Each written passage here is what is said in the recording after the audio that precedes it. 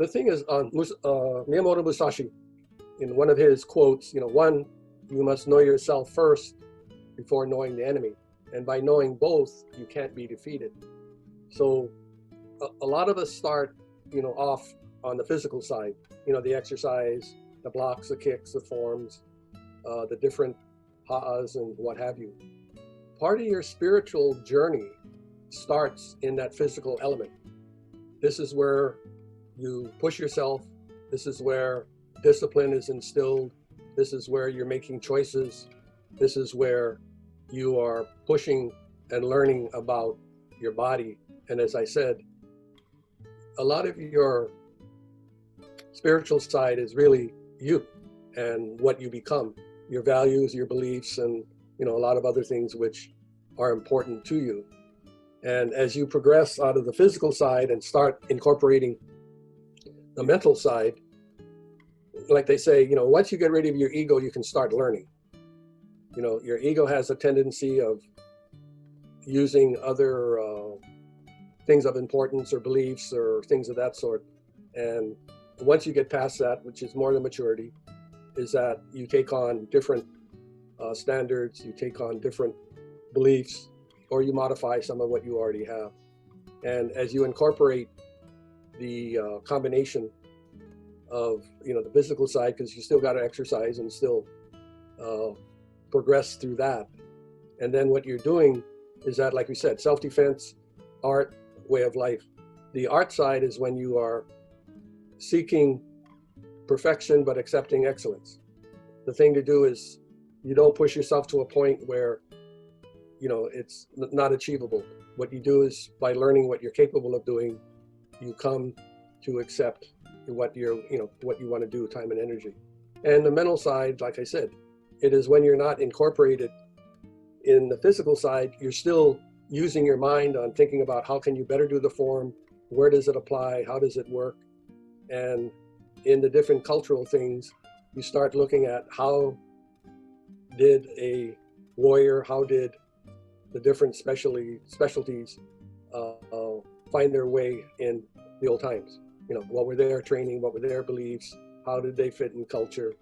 Because many Lua experts, other than those who were full-time, this was one of their skill sets, in addition to being a fisherman or a farmer or a number of other things. And on the the spiritual side, it comes more into taking it on as a way of life. And for me, we all go through the phase. We're single, some of us get married, some have kids, become grandparents and all of the other things. Some do not, and that's fine. And I think about the Ku and the Hina energy is that we all have it, and we just have to experiment, learn, go through it. And as I think some shared earlier, is that you learn when one is appropriate and when one isn't. And sometimes you don't use either or, you're just neutral. And as with everything in time, other than getting dementia and Alzheimer's, you should be getting better like wine, as they say. But once those other two aging effects enter in, that completely, it's a hard thing to live through if you've had members of your family or friends doing that, knowing what they once were versus where they are now. Anyway, sorry, that was 42 cents instead of 2 cents. So any more conversations on this before we start jumping? Okay, tonight I was going to, what we decided, Olelo Noyao's got about 3,000 plus groupings in there. And what I did was to say, okay, which ones apply to Lua, which ones apply to warriors, or those which would give us some insight in that pursuit. So some of you have copies of it, some of you may not. But I think, like everything else, every now and then it's good to review and go through each one, and then have the group discuss and see what it means to them, and going from there. So without further ado, let's see what my technical capabilities are. Well, that was, nobody can see that yet. Let's see. Let's see. Can everybody see that now? There we go. You got it. Okay. Again, the format of Olelo Noyao is, basically the Hawaiian, the literal, and then, some of the kauna or, a further explanation of what what the saying comes about. So why don't we, you've heard enough of me. So why don't you just rotate and have each one of you go through, and we can all read it ourselves, but I think, we can pick someone and say, okay, you take number 19, and what are your thoughts on it? So anybody can follow. Olohe, can you expand that paper somehow so it fills your screen? Is that okay? Oh, yeah, better, way better, I think. Thank you. Mahalo. I can get it bigger if you want to. Yes, please. I'm so blind. Yes, please. Oh, good. Oh, yeah, that was good. Do you still see it or not? No, it went away. Well, that's just a second. Oh, we don't need that. There we go. Okay. You better see it? Yes. Yes. So Josh, you're first. Okay, got it. So Olelo number 19. Ahulau ka pi'ipi'i I ka kanilua, a slaughter of the pi'ipi'i at Kanilua, or ka kanilua. Keep reading. Okay, in the battle between Kahekili of Maui and Kalaniʻopuʻu, Hawaii, on the sand dunes of Wailuku, Maui, there was a great slaughter of Hawaii warriors who were called the pi'ipi'i. Any great slaughter might be compared to the slaughter of the pi'ipi'i. Okay, so what do you remember of this? This is when the Kalaniʻopuʻu and his forces, I think, had the pi'ipi'i and a couple other units, they attacked the southeast side of Maui to invade, and they got hit with the ma'a stones. Is that the battle? Anybody else can add in?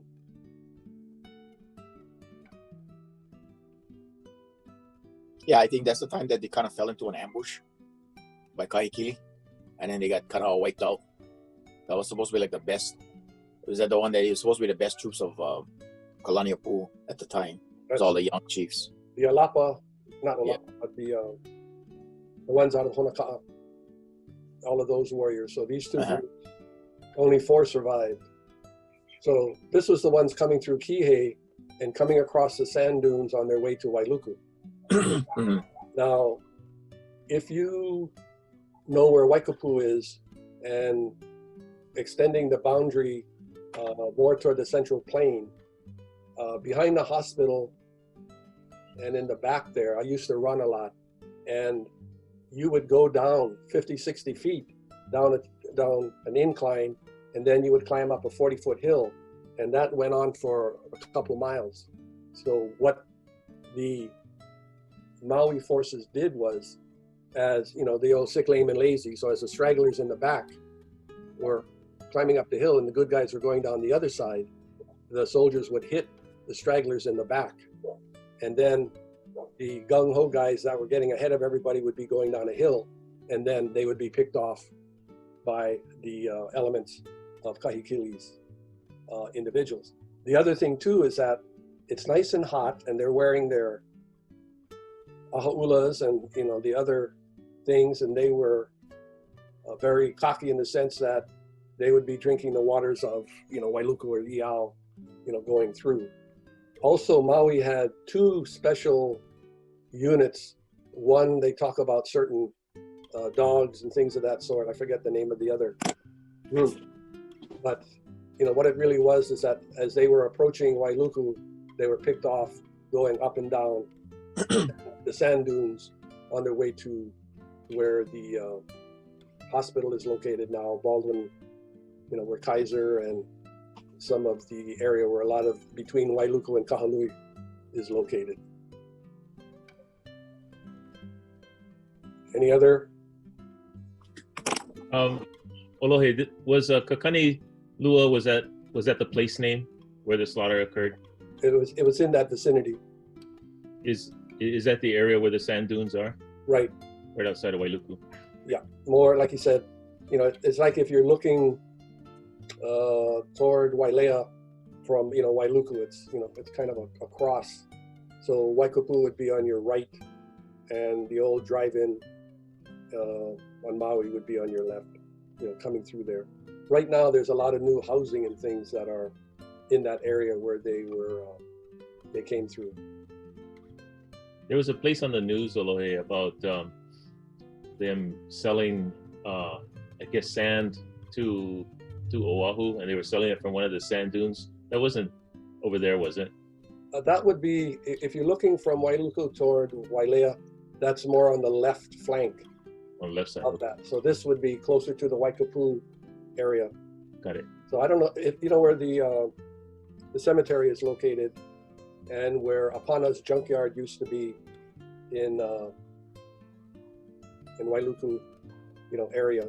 If you're familiar, or behind the hospital down in there, that is, the primary area where a lot of the damage was done. Okay. Mahalo, Olohe. Thank you. Okay, so That Olohe was so you any great battle that happened after that where there's a big slaughter, that would be something that you would compare it to. right, because like you said, out of 800 people, only 4 survived. There were 2 people out of each group. Okay, Mahalo. And that is where also the Maui forces used that, means of the Oahu means of sending multiple ihe at the same time. That was, one of the first battles that was employed. And then later on, Kamehameha and Kekuhaupio learned how to use it and how to defend against it. So from what some historians have said, the pride of the Big Island, or most of the practitioners of Lua, because they're all supposed to have stood 6 feet tall from the Hamakua area, were all of chiefly blood, li'i, and things of that sort, that much of the Lua knowledge was lost during that period. But the problem is, you had practitioners in east and west on the Big Island, as well as Maui, Oahu, Kauai, and what have you. So yeah, one style of the Big Island's means of Lua was literally wiped out, but all of the other elements still remained. Olohe Jerry, I had a question about that multiple ihe, I guess, technique you mentioned. Is just where a single target has multiple ihe thrown at them, or? Well, when you have a large group of a couple hundred, the thing to do is the way they employed, they may have had a bundle of 10 spears, rotated in a 360 and let it fan out. Again, these were throwing ihe, so they were weighted, heavily in the front, so that when they went in their arc, they went up and then came point down. So instead of just a barrage of individual spears going, you could just take a few people and using that method and get the same amount of spears, in the air to attack one of the formations. Interesting model. We tried it and went through it. And the thing is that if you spin the ihe, it'll just go like a windmill in the area. So when you're holding the tail end of it, you circle once and twice, and as you go, you let it fan out. So if I'm looking at 12 o'clock, from right about 2 o'clock to 12, you start your release of your handful of the tails of the ihe, so that with the weighted front, they don't spin like a propeller. They take their arc and fan out and then go in and land in the... There are also talk of where they tied a number of the ihe together and on a Olana rope would swing it and then release it, and it would, fly into the oncoming elements. We tried that too. It's like throwing a porcupine at somebody versus having the spears spread out. So I like the first method where you hold the tails and you release it that way. Okay, somebody jump into number 2 or number 90. Kahi e komo ke anu ia'u ua naha kahale e maluai. Cold now penetrates me, for the house that shelters is broken. Said, fear enters when protection is gone. Said by Aikanaka of Kauai when 2 of his war leaders were destroyed by Kavelo. Anybody want to elaborate? Is that the one where Cavello and his wife defeated like a giant? Is that one of them? Yeah, it's a story. That's all I got. Anybody else want to venture? I think some of our earlier conversations on, what does, the energy mean? So here you have the confidence of a war leader, and then seeing two of his lieutenants being slaughtered or being killed. At that point, when your protection is gone, or those that you rely on are no longer there and you're by yourself, that's when the element of fear comes in. Now, what is fear? Anybody's definition of fear? Lack of confidence in a situation of uncertainty. Right. So, when you lose your protection, the element of fear, that happened to Kamehameha and his good old buddy, in Maui on one of their ventures where Keiko Haupio was almost being encircled, and Kamehameha came forth, and the two of them were able to defeat a number and get away. So for Keiko Haupio, that would have been a good example for him when he was getting encircled, and his protection from the others until Kamehameha jumped in and helped save the day.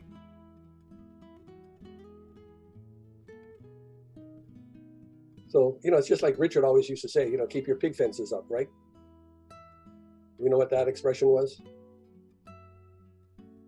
No. Yeah, it's like making sure all your like your house and everything is in order, and in case something happens to you, everything's can continue on.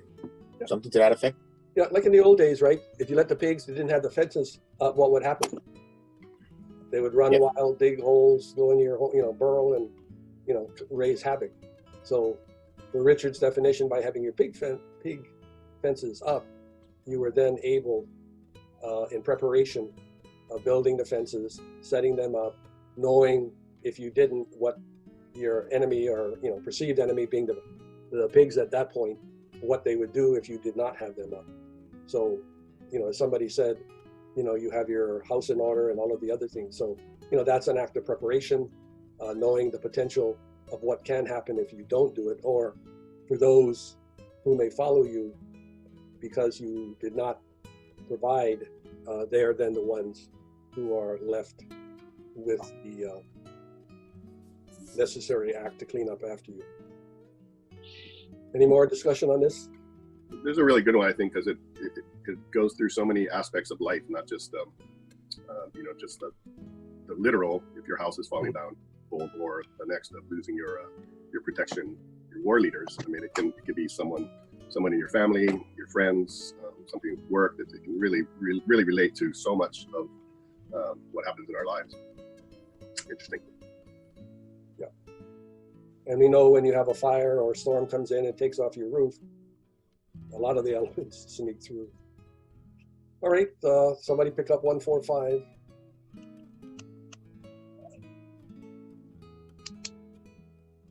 Ahohe loa'a e loa'a aku e ulua ka papa no ka moana. He cannot be caught, for he is an ulua fish of the deep ocean, said in admiration of a hero or warrior who will not give up without a struggle.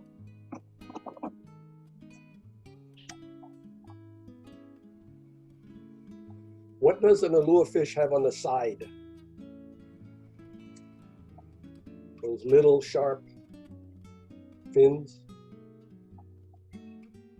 Yeah, the little sharp guys protect the bark. Right. And you can see a 40 or 60 pound or bigger pound of lure hit a shark. And what it does, it hits it with its side. And those small little sharp barbs, raise havoc with the shark. I remember in the mid-50s at Cabela Bay, on the point, the Sunset side, there's a channel that comes in that was built during World War II for a crash boat that used to be stationed there when the airplanes at Kahuku Airstrip or Dillingham when I say Dillingham Airstrip, is if you look at Haleiwa Bay on the right-hand side, there used to be a small airstrip there. Right now, there's just some remnants of the asphalt. But anyway, whenever any of the planes went in, the crash boat would go out. But again, some more useless information. But the guys would have their 30-30s, and big 60, 70-pound Olohe would come in, and they would shoot them. And, you know, back then you could do that because Cabela was private. But, you know, if anybody has caught an Olohe or seen them, you know, the tenacity of that fish speaks for itself. And if you've ever caught one on a line, yeah, you have a good battle. Any fishermen with you? They put up a good fight, that's for sure. Yeah. I caught a 65-pounder off the beach in Molokai, and it took about a half an hour to bring it in. It was running up and down the beach. They put up a fight. Okay. Anybody else? Okay, 203. You know, if you want to skip the Hawaiian, that's fine. You can just pick up the second and third line. Or if you want to practice your Hawaiian, you can also do that. I'll take this one. All knowledge is not taught in the same school. One can learn from many sources.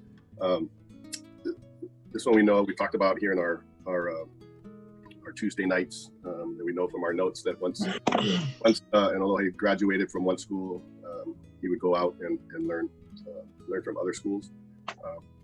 So this is an interesting one, though. If you listen, I think that a Kumu Hula special or something, and they were on hula, and they were talking to Kumu about this saying, and interesting the different takes on how people interpret it.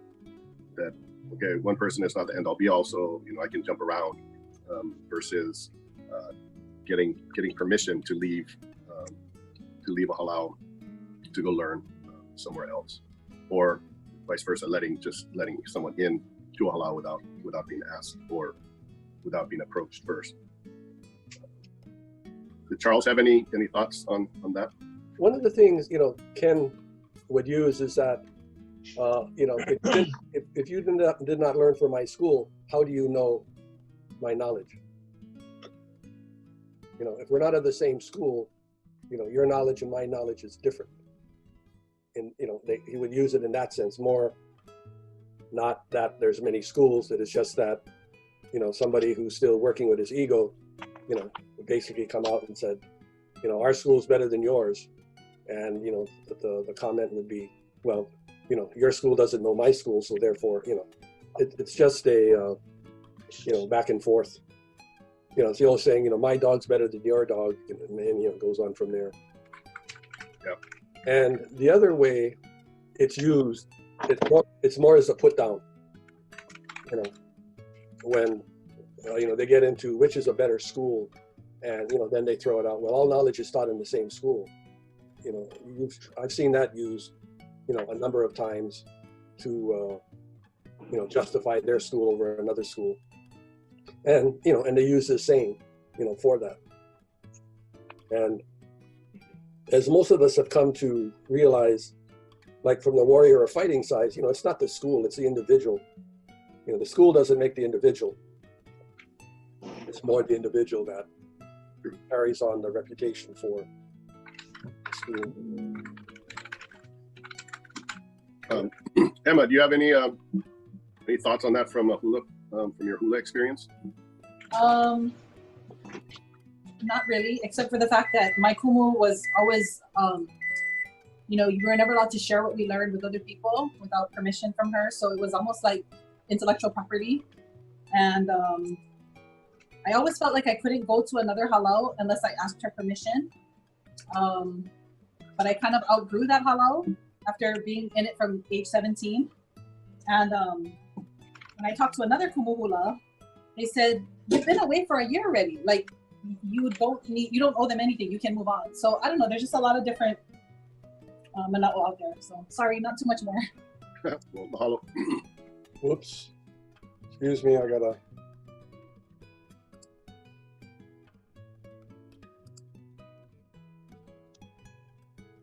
Okay, let's see where we went wrong. There we go. Everybody can see the screen again? Yes. I'm having fun. When I advanced it, it jumped up higher than it should. And now it's not. Anyway. If you just with your pointer, if you just click and hold, you may be able to pull it down. So, oh, I guess not on this one.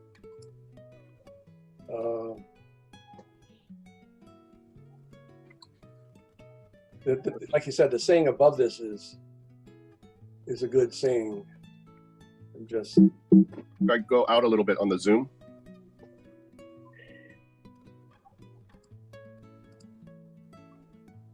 Go to 150. I'm at 200. If I go down to 150. I go to 150. No.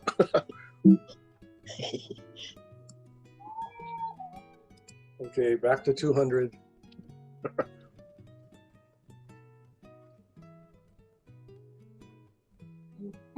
Anyway, looks like we're going to miss that one.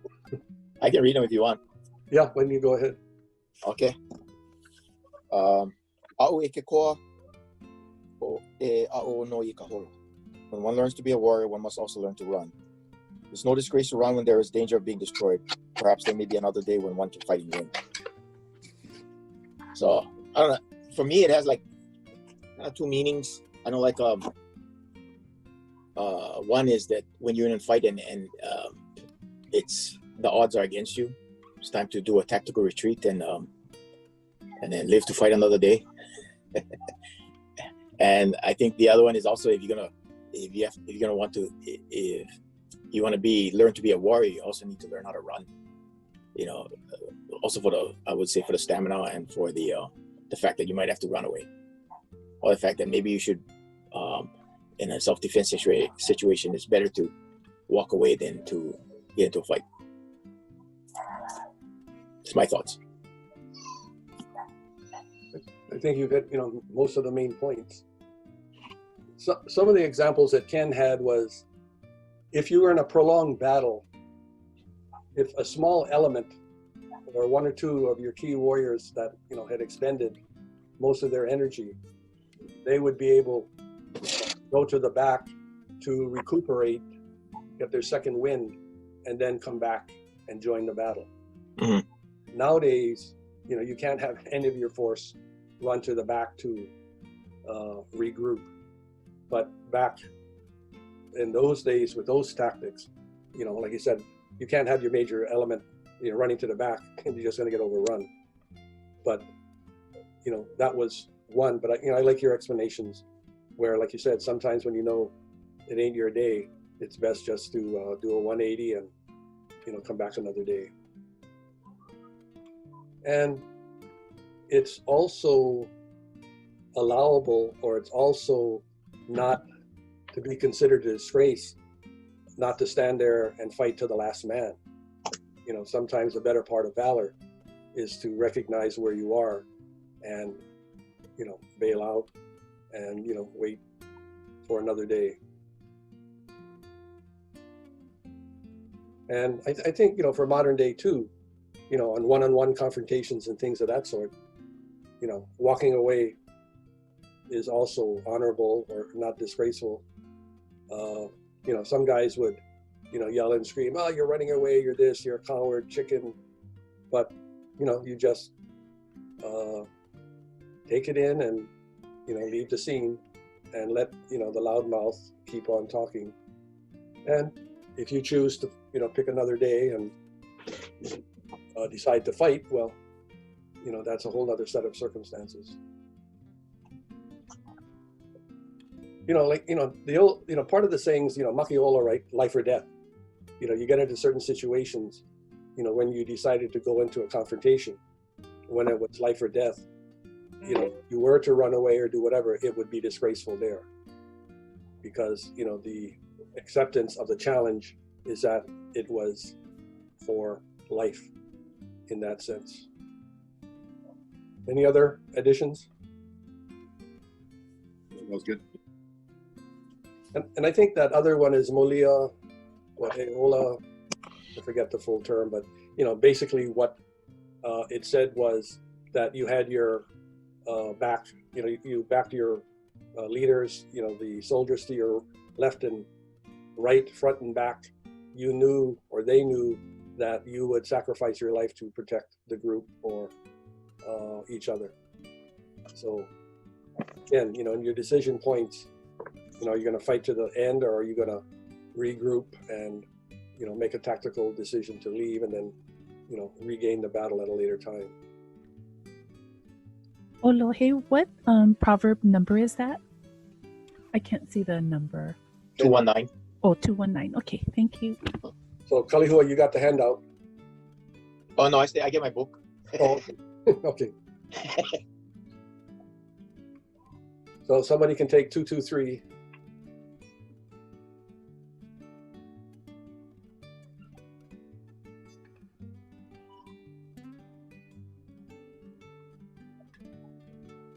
Is somebody deciding how to say it? Go for it, Emma. There's a lot of Hawaiian in there. I'm so sorry. I'm shoving food in my mouth. I don't have my glasses on. I cannot see. So, can someone else read it? Go ahead, Kahu. All right, on behalf of Emma. A'ole e ku ka ikaika I keia pakela nui. Ke po'ai maine ka ohu mauka makai ma'o ama'ane. One cannot show his strength against such odds. The rain clouds are circling from the upland, the lowland, and from all sides. Said by Maheleana, a warrior of Kua, when he saw his small company surrounded by the enemy. As the commander would say in Star Wars, "It's a trap! It's a trap!" He was an admiral. Thank you, Karino.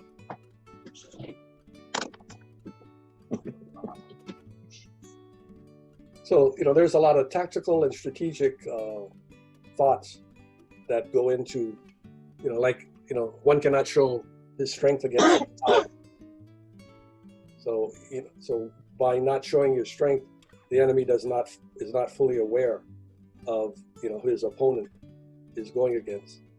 But Maheleana is well aware of what his opponent is like. So, as we've used some of our other expressions, if Maheleana has a way to bail out or to come back another day, that's one avenue. The other one is just to sit tight and hopefully the enemy doesn't know where you are. Or you make an all-out charge against the weak element or to take out their leaders. You may get wiped out in that attempt. But again, it's stating that the rain clouds are circling from the uplands, the lowlands, and all sides.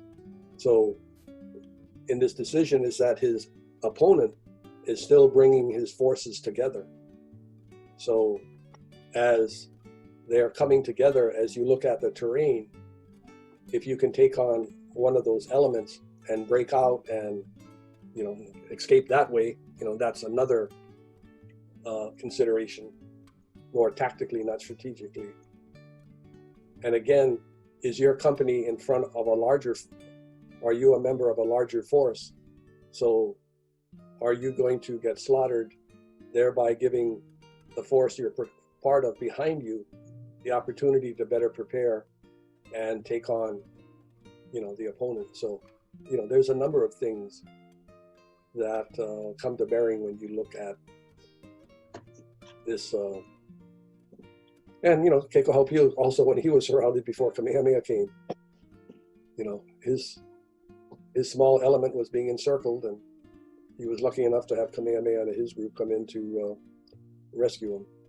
Any more comments? Olohe, is this the Kuali'i? Is this the chief of Oahu? I would assume so. Okay. And was this related to? This is kind of a fragment of Hawaiian history, but is it related to like a bigger battle? I would, not knowing right offhand, I would venture to say it is, knowing that, the battles at Kapapa and, some other areas and some of the battles that were held at Kolikoli Pass in the 1400s. So, and we know Kuali'i, estimated could have lived between 135 to 175 years. When you look back, usually anything 1650 or back is kind of really hard to validate. So, like I said, I would assume that it is, having to do with one of the battles that was involved. Beautiful counter. What's that? A beautiful counter. It's a beautiful sentence. Oh, yeah. So, Emma, when you're going to go shopping, when Macy opens up, all of a sudden you're being encircled by all these younger fast people that are going to use their things to go after that special dress or something you've been waiting for. No, Olohe, Thank God I don't like to shop. Olohe, I was going to say that, no, she'll have her Lua sister Kapi Olani next to her. Okay. Yes, you like to shop, Tita. Create a diversion. Okay, number 233.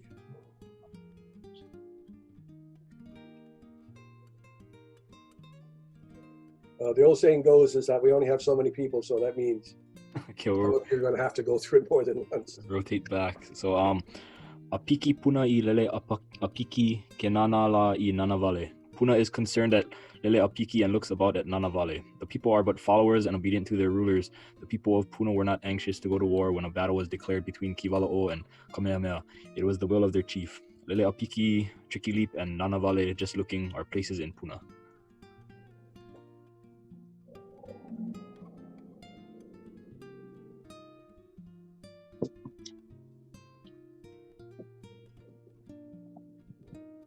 So they weren't anxious, but they went anyway. Well, they were obedient followers, right? Yep.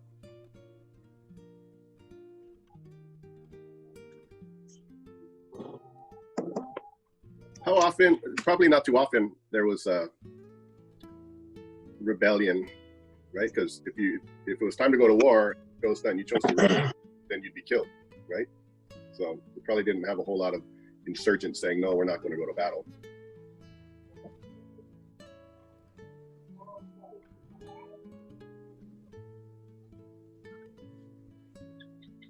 Can you recall any instances, Olohe, where an area said, no, we're not going to do it? We know that, when the forces were being gathered before going into a battle, that the deserters or the AWOL people, the justice was kind of swift.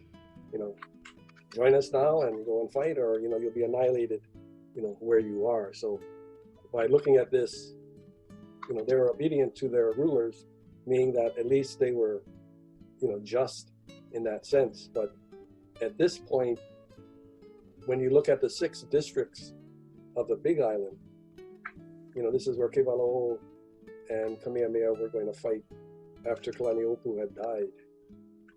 So,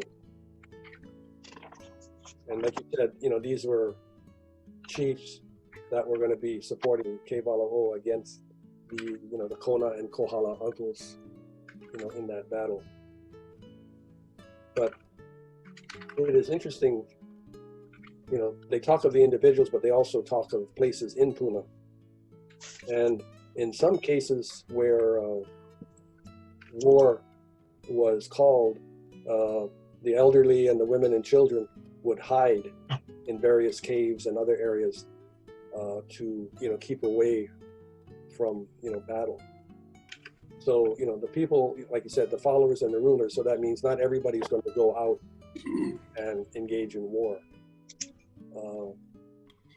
I've read some stories where, like I said, where the warriors were concerned, they made sure there was provisions and hiding places for their family and children or elderly who were not going to join in battle. So, like I said, I'm only surmising that, these were the names, but these could have also been places where those who weren't obedient or those who could not fight may have gone to seek protection, from the possibility of, Kamehameha being victorious and, eventually going into Puna to claim it. Any others?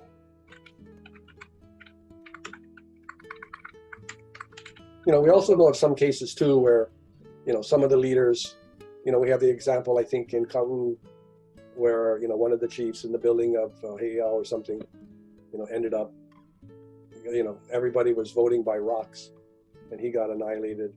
And one of the other cases where one of the chiefs wanted all of the fish. So they gave him all the fish and his canoe sank. So, there were instances in Hawaiian history where, the leaders weren't all that great and the people did rebel and take care of them. Okay, 239. I think the name of the chief, Olohe in Kau, was Halalea or something like that.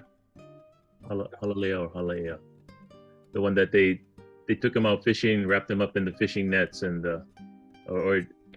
not wrapped up in the fishing nets, but when they took him out and they were catching the fish, and then he said, "Give me all the fish." So they gave him the fish. They also gave him the nets, and his boat eventually sank. With him in it. And that was it. Yeah. So somebody want to take on 239? Okay. Ku'ukia'iawa, the heron that watches the harbor, a spy.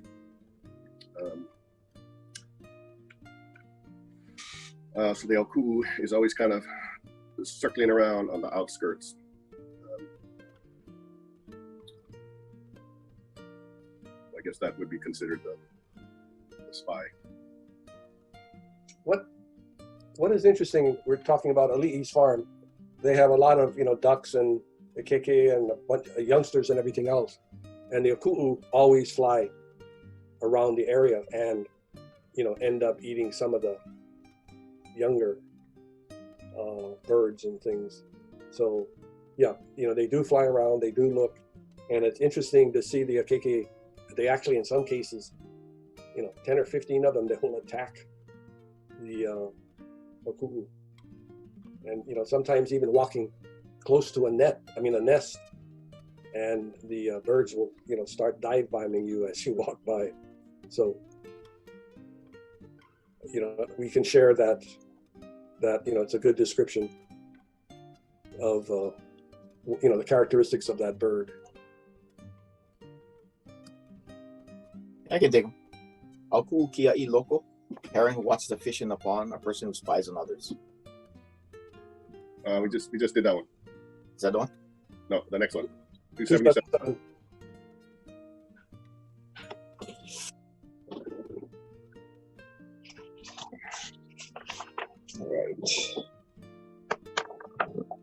All right. Hey, ki kanaka, e koma loko, e hana ai, I have a ikawaha. Call to the person to enter, feed him till he can take no more. Or originally a reply to a pastor into a hula school. Used later in songs and in speech to extend hospitality.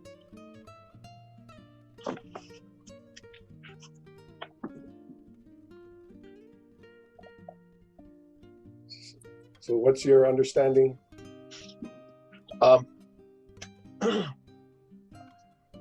Pretty much it's like a greeting for somebody to come inside, or extending a greeting for someone to come into the place of knowledge, or a place to come over and eat. But for our purposes, it's like asking for permission and being granted it, and it's a place of knowledge to build your knowledge until you are so full, but you still want more. It's an individual requesting that he enter a school, or like you said, house of knowledge, and requesting to be fed till nice car, where he can take no more. So, in this case, as Ken and Richard, is that a student comes in to ask the Olohe for knowledge, And it's a two-way street. The instructor is to feed him until he can take no more. Also, on the part of the student, he wants to be continue to be fed till he can take no more. So that's where you get the warrior who runs away, let the food settle, and runs back to keep on eating. So, like you said, you know, and in the old days it was the hula school, so the students entering into the school to be taught, and until they could take no more. And some people may have been there a year or two, and that was it. Some could have been there a lifetime, or you know, whatever the case may be. So, you know, that definition of fed until they could take no more was a decision on both the part of the instructor and the part of the student. The instructor had certain restrictions and certain rules and regulations. If the student didn't follow them, there would only be so much feeding. Whereas somebody who partake and followed all the rules and all that, you know, they would be fed until they could take no more. And then also on the part of the student, as we've seen through the 48 hours, you know, for most of the people, the 3 weekends is sufficient orientation into the subject matter. There are others who continue to learn, and after a couple of years, for whatever reasons, you know, be it family, jobs, or lack of interest or whatever, that's fine. And there's others that are still around, you know. I've been around since '74 and I'm still want more. And a lot of you have been around 15, 17 years and you're still pursuing. So, you know, those are some other things you can add to that. Any more? Or do you want to jump to 2.9? Okay, go ahead. Somebody got that was good. Good. You had something, or are you just adjusting your glasses? Oh no, I have something. Thank you. It reminded me of, like, I think Olohe Kalani and other Olohe have said this in the past. Like, when you come to class, have your apu empty. Don't come in thinking that it's full and that you know everything, but be ready to receive. And then I think some of us have heard this already, but I love when I learned the deeper meaning of the word haumana for student. So hau is like to place before someone. Usually it was like an offering or a prayer, and then mana was that masticated food, chewed up food. So it's like placing that food or that wisdom before the students. So like how you were sharing, Olohe, about on the part of the kumu, it's prepping that food and putting it before the student, but on the student's part, it's their kuleana to ingest it and take it in and use it for nourishment. So it made me think about that. Okay. Good. Number 299.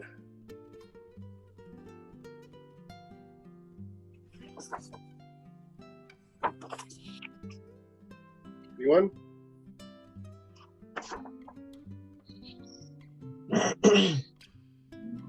E hume I kamalo, e ho ikaika ikaihe, e ho'okala ikaihe.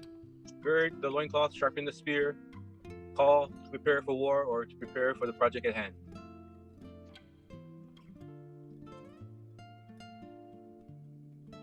That means get ready, it's going down.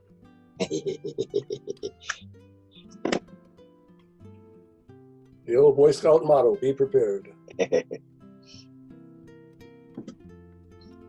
So take the second sentence, the first 3 words. What does that indicate?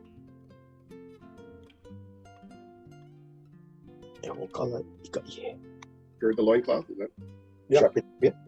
No, the loincloth. Okay. So what do you call that? I'm not sure what gird is. Was it Gird Wally? is the tuck. Oh. The thing is, you don't want your, you know, in those days they didn't have missionary malos, right? They just had the cloth in the front. So if you're going to war, that could be easily grabbed to control you and all of that. So the idea was to tuck it under. And we have that other term, you know, puali. So when you saw warriors like that, you know they were preparing. And, you know, sharpen the spear is fairly descriptive of what it meant.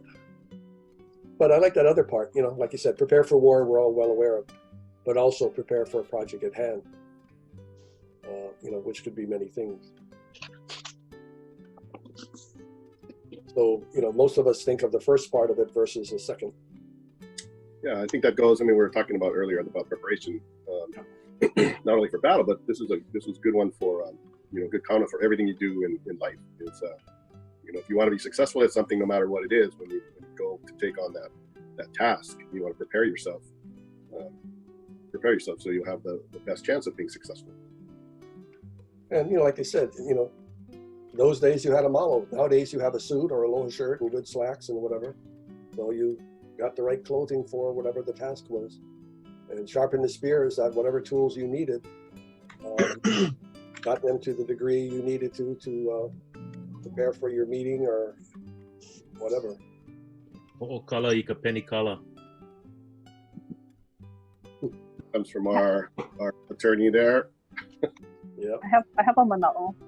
And I never thought of this until you explained gird the loincloth, but like if we're talking about a project at hand, I feel like girding the loincloth is taking everything not necessary for that moment and just tucking it away. Like we have so many distractions and sometimes we have 20 million things we got to do, and then we just have to like set the things aside that add on extra weight so we can focus on the things that have to be done. I feel like that with distance learning. There's just so much going on. This is a good Olalo no Ale for us right now. A good point. Good one. And as we've seen through the pandemic, we have a lot of keyboard warriors, right? Sharpening up.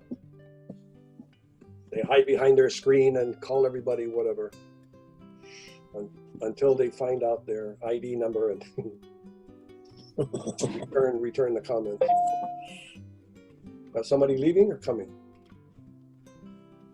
Just an alert. Somebody's eating though. Okay, next one, 302. Don't be shy. It's like calling on students. Oh my word. I'll go one. Eia i'o no ke kolo mai nei ke a'a o ka wauke. Truly now the root of the wauke creeps. It was not destroyed while it was small. Now it's too big to cope with. Said by Keawe Ma'uhili's warriors of Kamehameha, they were at the court of Alapa'i when the order was given to nip off the leaf of the wauke plant while it is tender. E o'u I ka maka o ka wauke oi opio. This attempt to kill the baby didn't succeed, and the child grew into a powerful warrior who quelled all of his foes. So what is your interpretation? Have some foresight, and if it's going to be a problem in the future, nip it at the bud. You've all heard of Murphy's Last Law, right? Yes. No? Yes, Olohe. You did hear it? Okay, sometimes only a good funeral can solve your problem. So this is an indicator of you don't have to wait that long to invoke Murphy's Last Law. And I think you can look at any weed, right? I mean, or anything that you procrastinate or you let go and you wish, like you said, you got 15 things to do and you put them off, and instead of getting them done right away, they mushroom and create problems later on. So I think it again applies to life, right? And I think, Emma, as you said before, there's sometimes when you just gotta throw things off to the side, concentrate on what's ahead of you, get that out of the way, and then there's one of the saying in business, right? 85% of the things that come before you will be taken care of. But the trouble is you don't know which 15%. Excuse me, 85% of the things you need to take care of, 15% will take care of themselves. The problem is you don't know which 15% is. So in this case here, like I said, it's fairly, if you're aware of something and the cause and effect sways your decision, it's better to take care of it right away than let it prolong itself. But where you got to go ahead and kill somebody, that's a delicate balance. Maybe back in those days, life wasn't as unallowing as it is today. Any more want to jump in, or should we jump to the next one?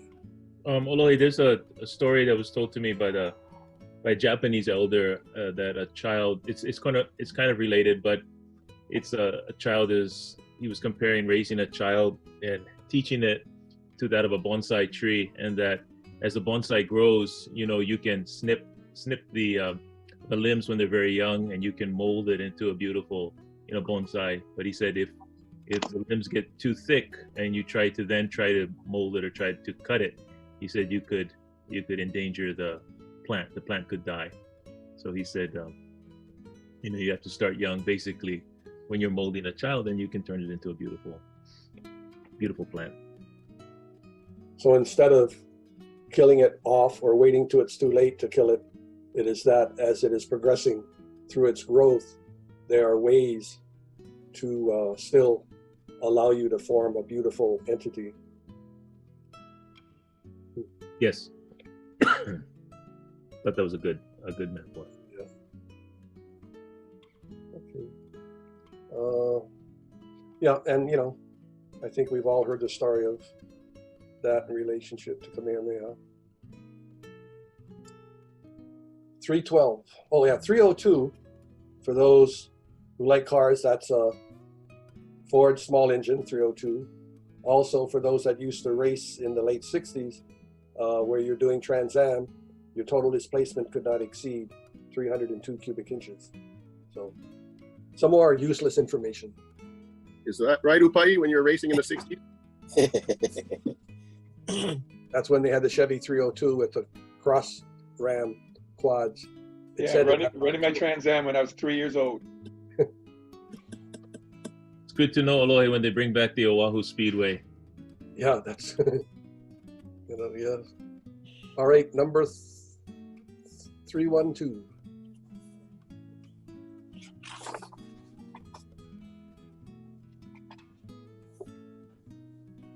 Silence is deafening. I know. Imi wale no I kalua, Wa'u O'ole Loa. Seek as you will the burrow of the Wa'u, it cannot be found. Boast of one's skill in lua fighting, of the depth of one's knowledge, or a skill that isn't easily acquired. Play on lua, burrow, a pit, or an art of fighting. The burrow of the Wa'u bird is often deep. Bird catchers insert a piece of aerial root, the ie gummed at one end to catch the fledglings. So always don't judge a book by its cover. You don't know what depth of knowledge they might have.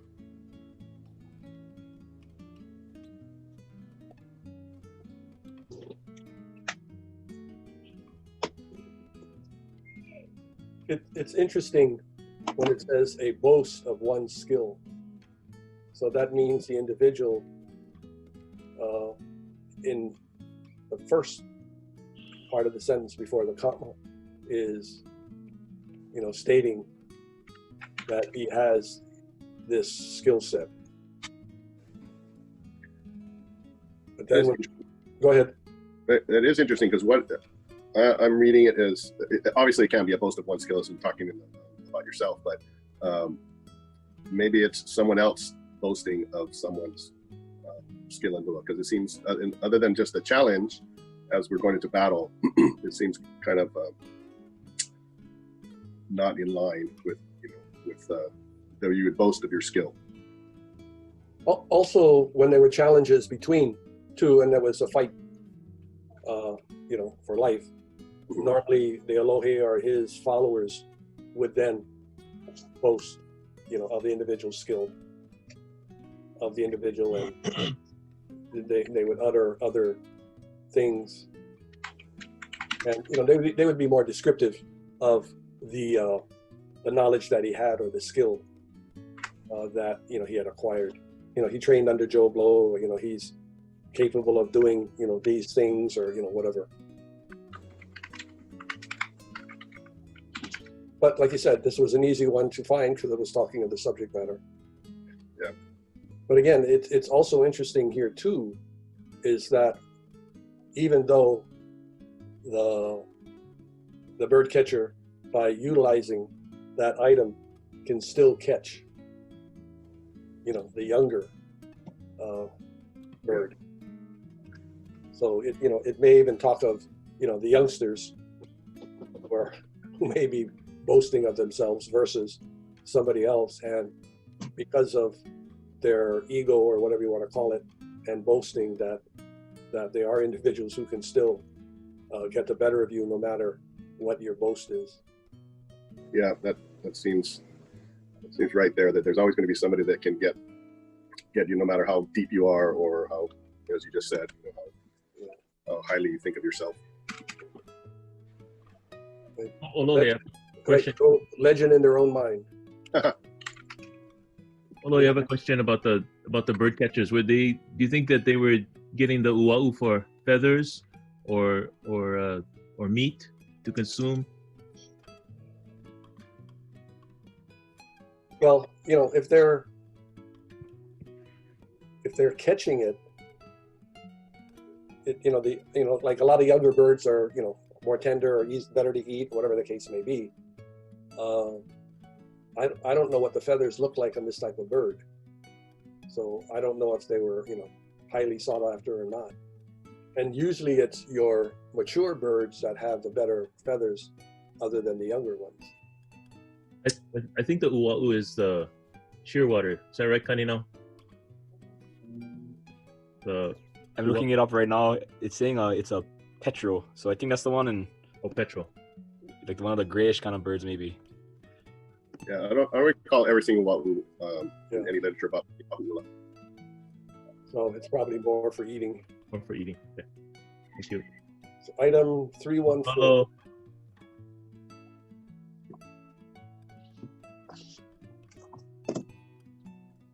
Ayan. Go. Ekalani e ki mai I kaia uakomo ika makaha. O Heavenly One, come and get the fish, for it has entered the sluice gate, used by one who has his hands full and needs help quickly in a battle. Ahia caught Kamehamoku and lifted him with the intention of dashing him to the ground.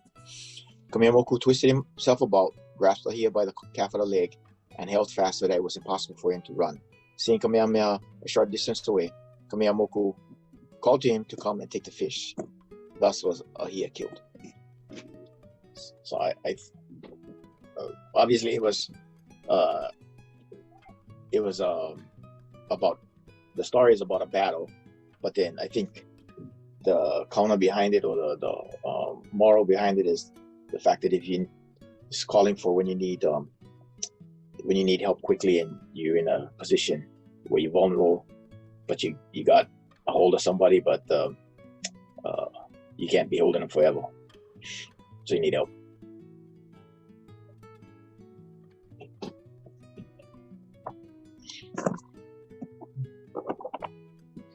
I think there's also a name for the eye that he used.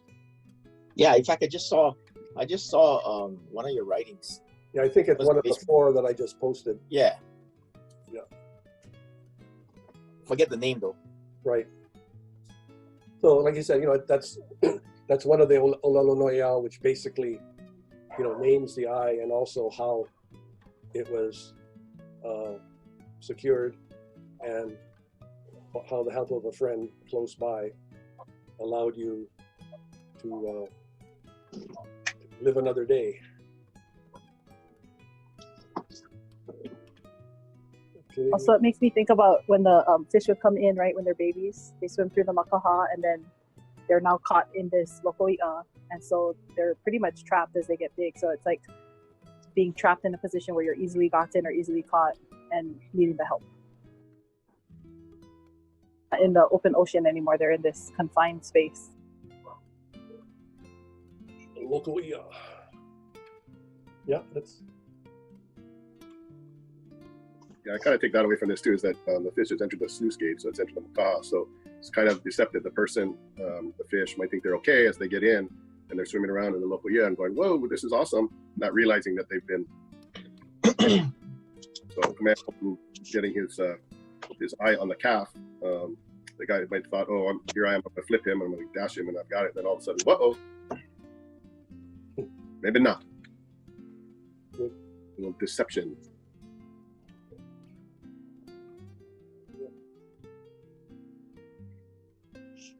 So when you go shopping and you enter into Macy's, and all of a sudden, every aisle you go to is a special sale, not knowing it's increased by 50%, but they tell you it's 100% markdown. Then you're trapped. You're trapped. And it's a trap. It's a trap. Like some people say, part of retail therapy. So 320. I'll take that one. Take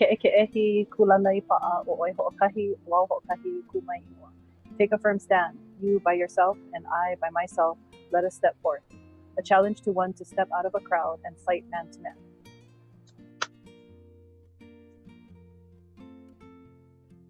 Do I have to say something about that? Yeah, you can. Or okay, no, I'll let somebody else. I don't know.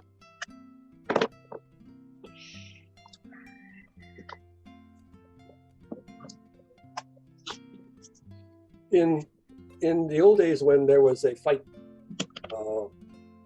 between two champions or two individuals, that one other term, molia, I forget the full length of it, but where somebody would sacrifice or give their life for his friend or partner or whatever the case may be. This would be one example of where that could have been used. But for me, navigating the realities of being 5'7", 105-pound Holly at Washington Intermediate School, that's what you would do in case of getting mobbed. You would basically say, hey, let's fight up and up, which in essence meant man to man. So, in those days it was honored. Nowadays, look out for the baseball bats and, and shoes to the head or anything else. But at least in the 50s, if you challenged whoever was challenging you or the group and said, hey, you want to fight man to man or up and up, back then it was still possible. Nowadays, I don't think so. It's called false crack, Olohe. False crack? False crack. Or that used to be Moki's favorite beer. It was Falstaff. That was the cheapest thing he could buy. It was called a false crack beer. So. Hey, Olohe, I have the phrase you said, molia ola ia ke ola. Right, that's the one. That is the willingness to die on the part of a supporter. Yeah, and in a battle formation, the people to your left and right, front and back, that was a given. That you were there to, if need be, give your life to protect the other or protect others in the group. So, any more on this, or we jump to 326? It seems very literal. So why don't we jump? I'll do 326. Okay. E kui ka mama aloa'a o ka'o hele. Let your fastest runners run in relay to catch ka'o hele. Let us make every effort to attain our goal. Ka'o hele was a chief and warrior in his day. There was none swifter than he. It was only by running after him in relay that he was caught and killed. I think one takeaway I would take from this is, the old adage that playing as a team can beat individual talent. So you have somebody who's just one-on-one, might be more talented, but if you work as a team and play as a team, you can beat that individual talent. That was one takeaway I got from that.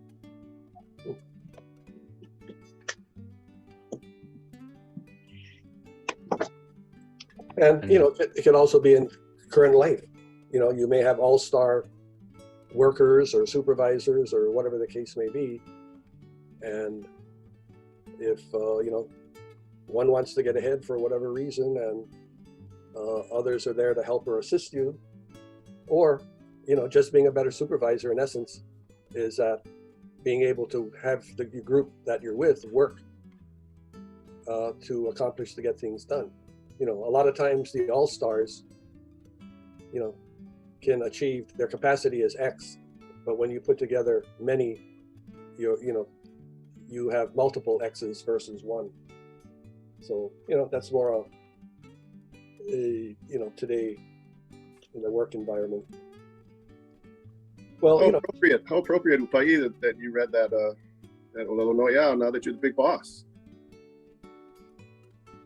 Yeah, didn't realize how much I have to sign in the initial and review. Out of the 60 people in the building, only I can sign, only I can review. It's kind of a pain in the ass, actually. At some days, I used to sign 400 to 500, 600 birth certificates, doctors, privileges, and all kind of junk. So, like you say, sometimes when you go up the chain of whatever, it's not all that great. Like you say, sometimes the view on the top isn't as good as the view from the bottom. So if you have any traffic issues or anything, make sure you just go straight to the top. Call Upai. Well, like we always learn from the union, they go to whatever level they can to solve their grievance. I thought that was long-range planning. Well, I'm saying dealing with UPW and HGEA, that used to be the old mentality. When you got 3,000 workers spread in 13 different facilities, and you're the first step in grievances, if they didn't like what you do, they went to the person above you and the director, and if that didn't work, they went to the governor. Remember the old saying, right? When we first went in with Waihe, he said, all the good stuff goes up, all the bad stuff goes down. And in those days, as a deputy, you were the lowest rung on the pole. So anyway, that's, again, useless information. Who wants to attack 357?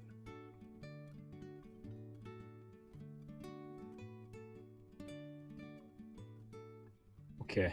Before we jump on, Kanina actually just looked up a couple things from Pete and I. Why don't you share those, Kanina? So it's just funny that you brought up these. I was reading the PNI notes maybe last night or before, and for that 314, I found that the name of the eye that was done on Ahia by Kameiyamoku was called Kapuke. I don't know if it's Kapuke or it said it's the clashing. And then about the Ka'ohele, just told Kalani since he has Ohana from Molokai, but I think Ka'ohele was a chief from Molokai from those notes. That's good. All Kanina. Yeah, anytime. So 357, Inana mai uhi kapa ele ia maui kau kapua ika nuku ki'i mai ika aina lave aku. Watch until the black tapa cloth covers Maui and the sacrificial hog is offered, then come and take the land. Said by Kaikili, ruler of Maui, to a messenger sent by Kamehameha. First, with a question whether to have war or peace, Kaikili sent back this answer: wait until I am dead and all the rites performed, then invade and take the island of Maui. Great. Also, I found the other Lua technique, kapuke. Cross your legs across the neck of opponent with your back to his. Grab both calves with your hands. Keimauku used this eye when Kemala'o's warrior Ahia held Kameiyamoku aloft with the intent of dashing into the ground. What was that holding in Olohe? Kapuheke? Kapuke, K-E. And also this other one, W-A-H-I-E law. Stiffen your body by holding breath so opponent cannot carry you because of your dead weight. Kameiyamoku used this eye when Ahia held him aloft. And so there's a couple. So I put this out on the 12th. I said additional Lua techniques. You can find it on that.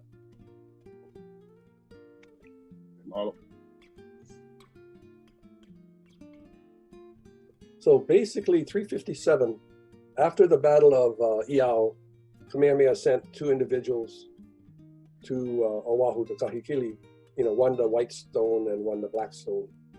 And Kahikili said, wait till the black kapa covers me, then you can come over and attack Oahu. Also, one of the other two messengers, he said that he had to go back to Kauai High and build Pukohola in order for him to secure the kingdom. So basically here, when Kamehameha had sent the messengers with the two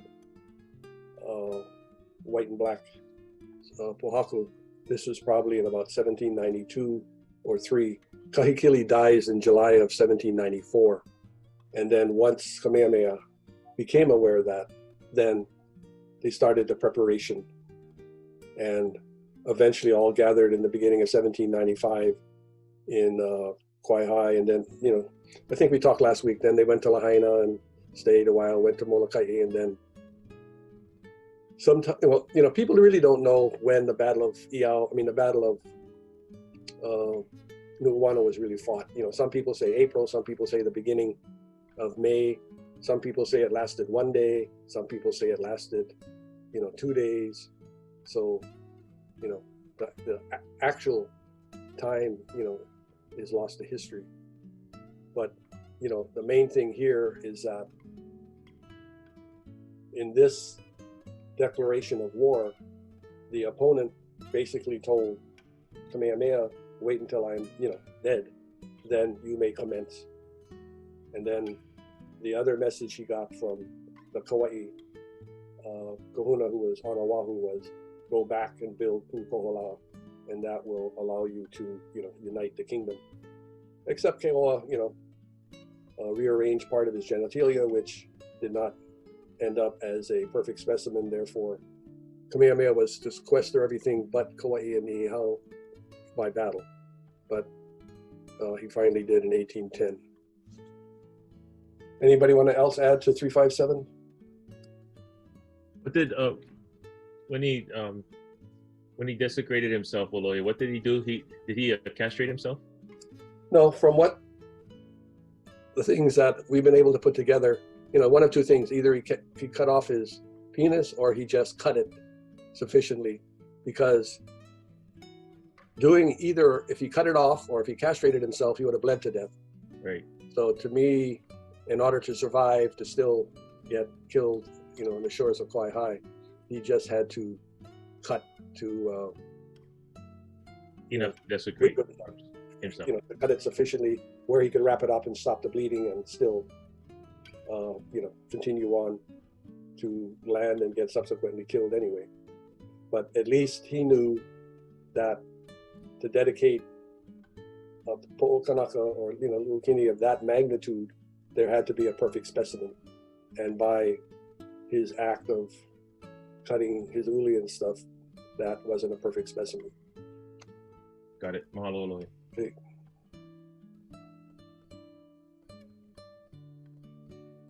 Anybody want to attack 363? Enui ke aho e ku'u keiki, a moi ke kai la ho'i ka aina. Take a deep breath, my son, and lay yourself in the sea, but then the land shall belong to the sea. Uttered by the priest Ka'o Pulupulu at Waianae, weary with the cruelty and injustice of Kahahana, chief of Oahu, Ka'o Pulupulu walked with his son to Waianae, where he told his son to throw himself into the sea. The boy obeyed and there died. Ka'o Pulupulu was later slain and taken to Waikiki, where he was laid on the sacrificial altar at Helumua.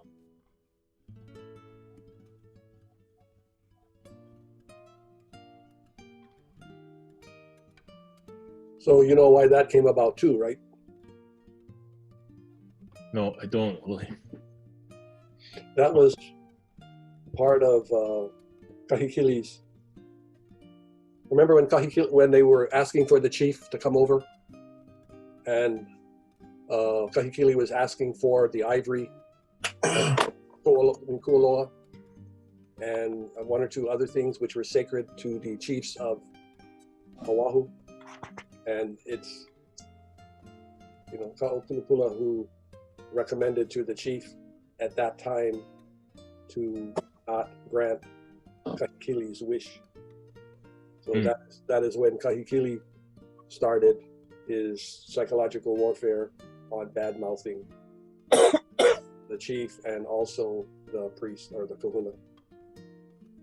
So knowing that he was being sequestered to appear on, in Honolulu, he knew that he was going to be killed. So to save his son from the cruelty that he would have also gotten on his way via Waianae to Honolulu, he had himself, kill himself, and then he continued. And then Kahahana was replaced by, I forget, another individual of Kahikili's choice. Interesting that, they talk about the sacred coconut grove of Helumua, which is where the Royal Hawaiian Center is now, but that's about all they talk about. But I didn't know that it was also, was there a Luakini Heiau there, or? Because the one that I'm mostly familiar with is Papa Ena, up by the old Dillingham estate. On the side of Diamond Head? Right. Where the school, La Pietra. Yeah. So here's some more useless information. I was working for Jeffrey Chi Masonry in 1970, and we were building the buildings next to La Pietra Mackay side. And then in that area, we were told that that's where part of Papaena'ena was located, and that there was still some of the pohaku, in that area. So, it's interesting when you go to work early in the morning and you have that funny chicken skin feeling now and then. And then, they had to have the place blessed and a few other things. But, I'm more familiar with that Papaena'ena being the Luakini Heiau more than this other one. So, that may be, look in sites of Oahu.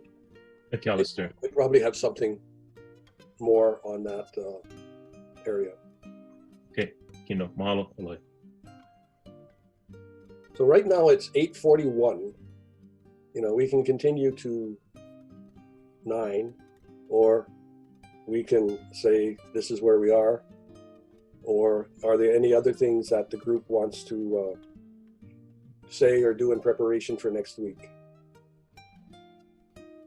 Yeah, why don't we take a few minutes to talk about that, and then talk about how we want to continue these talk story sessions if we do want to continue them.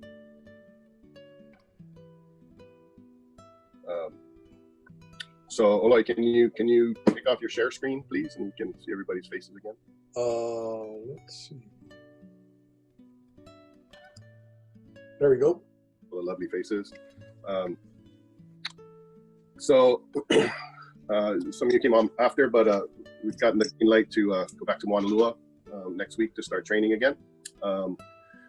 We've talked with Olohe Jerry about this, Kalihua and I, and about we'll keep our social distancing and work on our sets, the various sets that we have, and not do any hand-to-hand stuff, at least until we get the okay on all of that stuff. But there's plenty we can do, and plenty we have been doing that we can do while social distancing. So I think we'll start that up again on Tuesday at Mauna Lua, 6:30 to 9. So of course, obviously, everyone is welcome to join us. And don't worry about being behind or don't know what we're doing. Familiar, just like always when we've learned, you'll catch on and you'll catch up. And we have videos, and we've got written down all the words and the movements for the various sets we do. So plenty of opportunity to practice on your own at home too. So this is kind of a question for everybody. I know we talked about it a little bit last week, and Olohe, to you especially. Do we want to continue on with these talk story sessions in some capacity? Probably not every week, because we don't want to tax everybody's schedules and their family time. So maybe once a month, do this on a Thursday night, so we don't miss a Tuesday training, and we do a Thursday night. How's that? Olohe, is that something you'd be willing to continue? Sure. Okay. And everybody else, does that sound good, or? Yeah, mahalo. Okay. Okay, good. And then we'll also have our quarterlies with other information on the colleges and stuff that we can also those no events, and we'll send some more info probably later this summer. We'll have our first one. But in the meantime, so for I guess Connie now has the email list of people who have been coming to these, and they're coming to training, so we can make sure everybody gets the information about training schedule, Zoom calls, and whatnot. Okay, yeah, I can send it out. And I think, with the flu still out there, I think, when you do come, if you want to wear a mask, do so. We'll do the 6 foot, social distancing. Also, you should bring sufficient water, because that's one of the things they suggest you do. Also, bringing a jacket, or not to wear, but in case you get cool or whatever, those are just some precautionary. So probably what we'll do is we'll just start off with our regular exercise routine, go into reviewing the basic kekawa moai, and then we'll go into the the ihe pohoa, the different sets, and go from there. Some of the eyes, what we may do is we'll do shadow boxing, where we'll still keep away from maintaining. And I think we talked last week that, no more honies, no more group hugging and all of that stuff until we have a better feedback on what the suggestions are in the community. And any other things people can think of or want to do, that's also, welcome. I have a few questions. So, attire, do we wear like black shirts? Like our previous group, we had designated shirts and long black pants. So, that would be one question. Either Kalani or, like you said, for me, I'm there as a guest to share, and those jurisdictional questions are more appropriately answered by Kalihua and Kalani. Kali, who you want to go on? Right now, it doesn't matter. We don't have any of the kind of. Just wear something comfortable you can work out in. Because a lot of us, we just wear our old shirts, the pot shirts, so sometimes we don't. So we definitely train. And most of us wear shorts. Yeah. Bring bug spray though, because get plenty of mosquitoes. Okay, and then do we wear like a footwear, or we're going to be barefoot? You can wear footwear. It's going to be outside. Okay. Stay on the grass. On the grass side.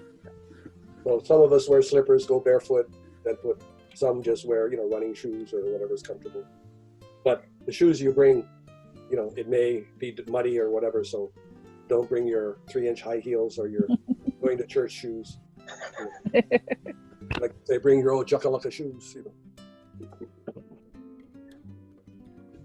Okay, and then I just wanted to clarify. So we're having class, on Tuesday nights, and then once a month we'll connect on a Thursday. Is it like the third Thursday of the month? You'll let us know.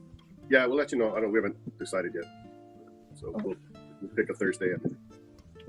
Okay, and then do we have a PA name? I know I wrote it down, but I wasn't sure if it was PA. It is. We do have a PA name, Huahailo. So we can send something out on that as well again to you. Okay. That's with the U, or I'm sorry. No, oh yeah, K-U-A. Oh, K-U. Okay. H-A-I-L. Okay.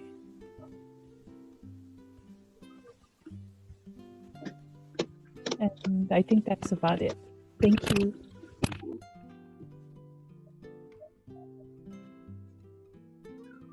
So, anyone have anything else? Questions, comments, songs, jokes?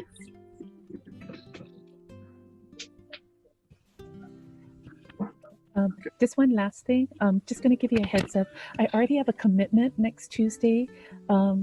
If I come, I may be late. Is that okay?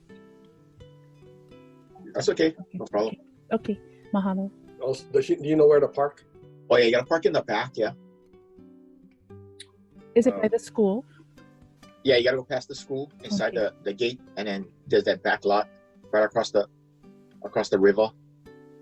Is that the one by the? Is there like a basketball court or no playground? No. Yeah, that's the front. Yeah, so if you come around the back and you pass, just as you pass the school, there's I guess it's asphalt at first, and it turns gravel road on your right, and you go through that, and then that goes by a bunch of old plantation houses, and then you'll see it. There's only one way to go. Okay, but that would be through the residential area. Yeah, it's just like going to Tripler and you turn right to go to Moanalua Elementary School. Okay. And so just past it, there's a fence. There's a church beyond it, but you turn right after the school, going Mackay. And if you come to the green boat on the left side, you went too far. Okay, I'll do a test drive. Mahalo. And Kapiolani, if you get if you know what time you're gonna come or whatever, or maybe contact somebody that's gonna be there, just kind of let them know what time you're gonna be there. That way, maybe we can have somebody out there wait for you. That way, we can kind of guide you in. It's gonna be dark, so it might be disorienting. Yeah. Because I'm thinking it probably won't be until about 7:30. Yeah, it'll probably be dark by then. Yeah. Okay. But just contact one of us guys or somebody.